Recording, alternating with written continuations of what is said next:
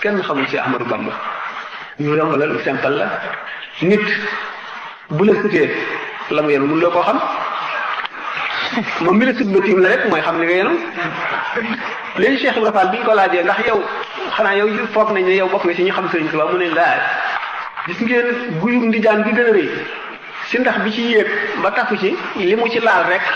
ak li ci li la signi gi ni mu ko ëppee li ma xam ci sëñ Bamba ak li ci def noonu la mel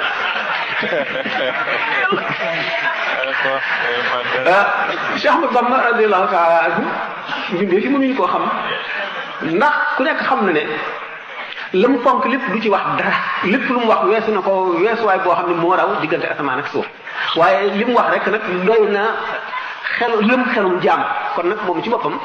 xel mënu koo xam li ñuy wax war a tawril xija lu nekk ca gannaaw fa xel yëmul la ca gannaaw ndax suñu borom tabaraka wa taala ab dencam fa nga koy denc day xóot li ngay fi duñ ko xam ak li mu nekk buntu bi yërmande suñu borom ci kaw suuf jaam ñi war koo xam li ñu war a xam ci moom li feeñ te li feeñ du dara ci li nëbbu jomb na koo feeñal jomb na it ku ko xam te du yemal xiyam te it nit mënu koo xam ku mu ko waxoon nit du dugg sa bopp mukk ndax dafa féete kaw ñi nga xamee ne yonent bi sallallahu alayhi wa sallam saaba yi mënuñoo xam dara ci digganteem ak boromam fa mu toll Cheikh Ahmadou Bamba itam taalibe yi ak ñi dul taalibe yi lot nañ ci war koo mën a xam ndax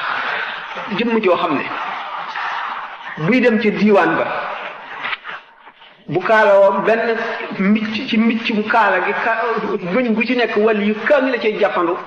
ngir dem ci diiwaan ba ndax boo bàyyee rek leer gi gën la nga daanu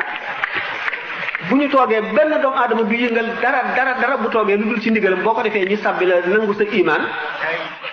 ak xamam yonent bi sallallahu alayhi wa sallam moo ko xam yonent bi sallallahu alayhi wa sallam moo ko xam mi jaam ñi ñu koo xam kon nag loolu doy na ci tontu li ñu gën a gàtte asalaamaaleykum wa rahmatullahi wa barakatuh